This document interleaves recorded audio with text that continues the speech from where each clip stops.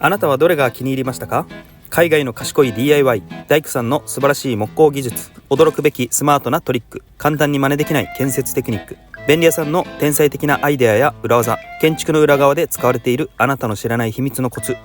電動工具や自作ツールの作り方や使い方、生活に役立つライフハック、リノベーション工事のビフォーアフターなど、あなたの興味を刺激する仕事でも活かせるヒントや新しい発見が動画にたくさんまとめられています。